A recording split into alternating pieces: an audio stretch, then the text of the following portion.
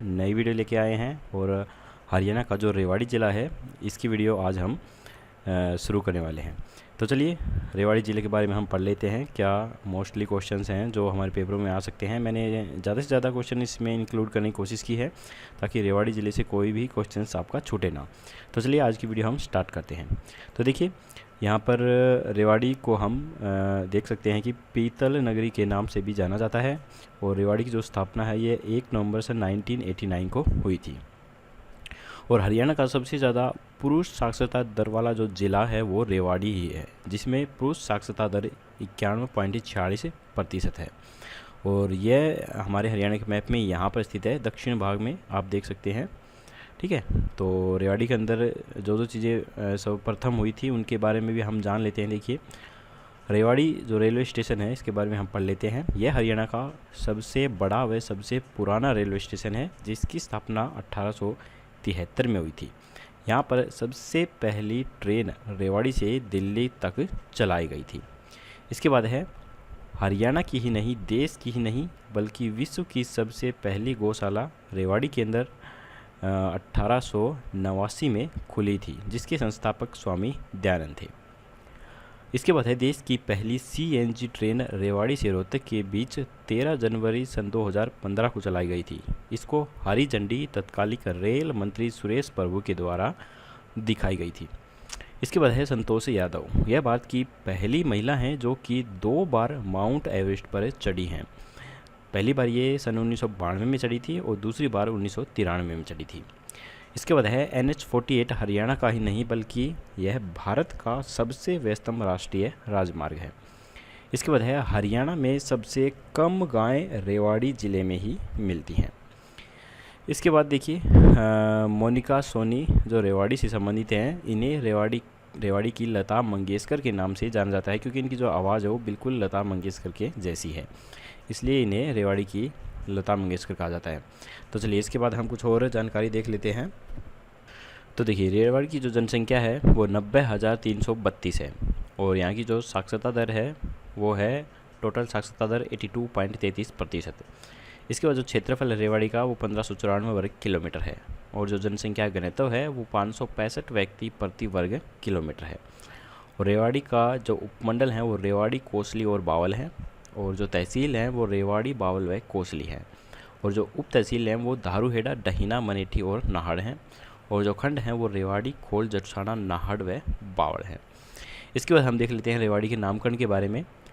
भगवान श्री कृष्ण के समसामयिक और उसके अग्रज बलराम के ससुर रेवत नामक राजा ने अपनी पुत्री रेवती के नाम पर इस नगर का नाम रेयतवाड़ी रखा था, जो कि बाद में बिगड़कर रेवाड़ी बन गया। एक और अवधारणा के अनुसार इसकी स्थापना 1000 ईस्वी में पृथ्वीराज चौहान के भतीजे कमदपाल के द्वारा की गई थी। इसके बाद है रेवाड़ी के अलावा अन्य और भी कई नामों से जाना जाता है, जैसे कि पीतल नगरी, ये भी रेवाड़ी है, रेवाड़ी का ही नाम है। बर्तन नगरी भी रेवाड़ी का ही नाम है। वीरों का शहर भी रेवाड़ी को बोला जाता है। पीतल नगरी रेवाड़ी को बोला जाता है, जबकि बर्तन जो नगरी है वो जगाधरी को बोला जाता है, जो यमुनानगर के अंदर है। तो इस चीज़ का आप स्पेशल ध्यान रखिए, ठीक है। तो चलिए इसके बाद आगे हम कुछ इतिहास देख लेते हैं रेवाड़ी के बारे में। रेवाड़ी नगर को सर्वप्रथम ऐतिहासिक पटल पर लाने का श्रेय वीर हेमू को जाता है। पूर्व मुख्यमंत्री राव वीरेंद्र सिंह राव तुलाराम के वंशज हैं। पीतल नगरी के रूप में रेवाड़ी को जो ख्याति अंतर्राष्ट्रीय स्तर पर प्राप्त हुई है उसका श्रेय यहाँ के हस्तशिल्पकारों को ही जाता है। इसके बाद है बाड़ावास का युद्ध। यह युद्ध 12 मार्च 1789 को हुआ था। यह युद्ध शाह आलम द्वितीय व नजफ़ खां के बीच हुआ था, जिसमें नजफ़ खां की जीत हुई थी। इसके बाद है हम रेवाड़ी कुछ और महत्वपूर्ण बातें देख लेते हैं जो मोस्टली क्वेश्चंस बनते हैं इसमें से, वो देख लेते हैं मेन पॉइंट्स।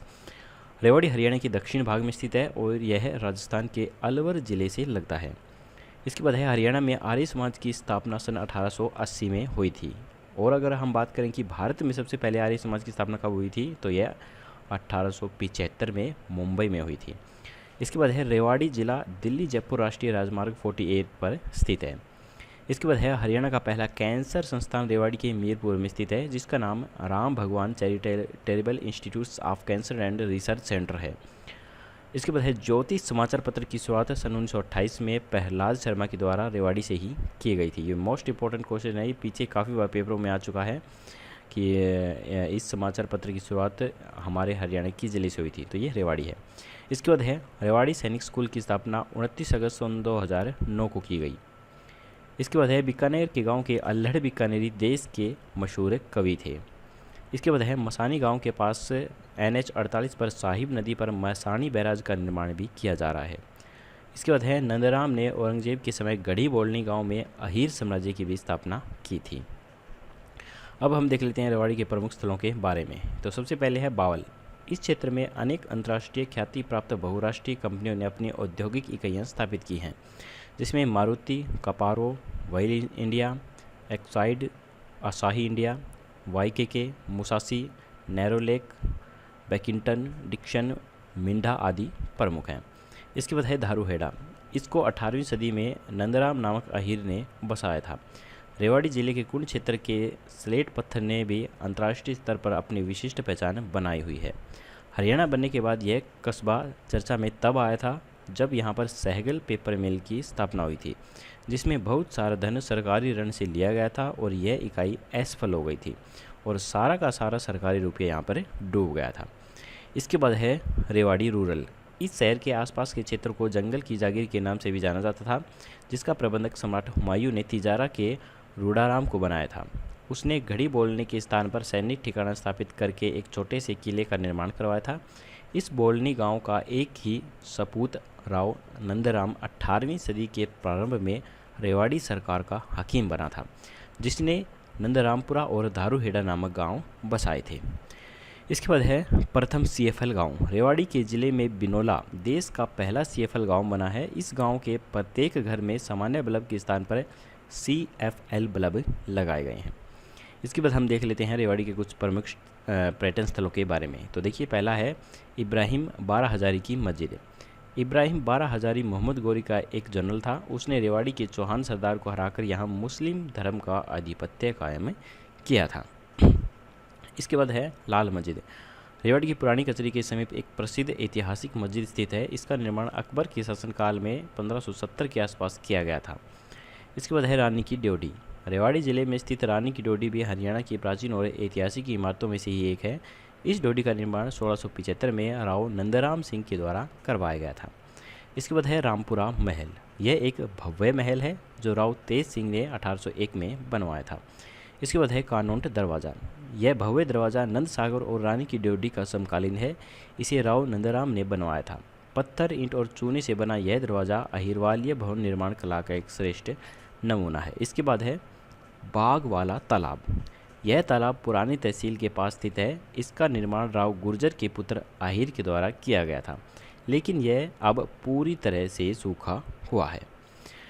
तो इसके बाद है नाहर वन्यजीव अभयारण्य। यह रेवाड़ी के कोसली गांव के समीप स्थित है। तो अगर आप कभी कोसली जाएंगे तो इसे ज़रूर देखिए, ये एक वन्यजीव अभयारण्य है। इसके बाद है सहगल पेपर मिल। इसकी स्थापना 11 अगस्त 1975 को धारूहेड़ा के अंदर हुई थी। इस मिल के बारे में हमने पीछे जान ही लिया है कि यह सरकारी ऋण लेने के बाद भी फैल हो गई थी। इसके बाद है राव तेज सिंह का तालाब और भगवती आश्रम और हेरिटेज स्टीम लोकोमोटिव म्यूजियम और नैसियानी जैन मंदिर। तो ये भी काफ़ी फेमस हैं यहाँ के, और सैंड पाइपर भी है और मसानी बैराज भी है। ठीक है, तो ये भी यहाँ पर प्रमुख जगहें हैं।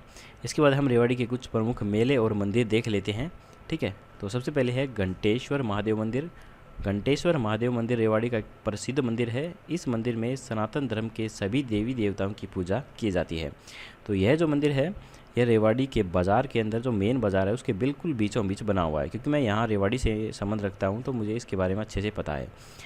और इसके अलावा भूतेश्वर मंदिर भी यहाँ पर हनुमान मंदिर भी है। बाबा सूरजगिरी का पौराणिक मेला लगता है जो खोरी में लगता है। बाबा पीर का मेला धारूहेड़ा में लगता है। भौरी माता का मेला गोरी चक्कर में लगता है। बसंत पंचमी का मेला कांटूवास में लगता है। भैरू जी का मेला भैरूकावास में लगता है। बुद्धो माता का मेला कुतुबपुर में लगता है। और बाबा सच्चा साहिब के मेला गुरावड़ा में लगता है। ठीक है, तो चलिए अब हम रेवाड़ी के कुछ प्रमुख व्यक्तियों के बारे में पढ़ लेते हैं। तो सबसे पहले थे राव तुलाराम। रेवाड़ी के स्वतंत्रता सेनानी राव तुलाराम का जन्म 9 दिसंबर सन 1825 को रेवाड़ी के राव पूर्ण सिंह के घर में हुआ था। सन 1839 में पिता की मृत्यु के बाद ये एक पैतृक जागीर के स्वामी भी बन गए थे। 1857 की क्रांति का बिगुल बजते ही बादशाह बहादुर शाह के नेतृत्व में अंग्रेजी राज्य के सब चीज़ मिटाने के लिए यह तैयार हो गए थे। रेवाड़ी पर स्वतंत्रता की पताका भी इन्होंने ही फहराई थी। 23 सितंबर को इनकी मरण तिथि के दिन हरियाणा शहीदी दिवस के रूप में बनाया जाता है।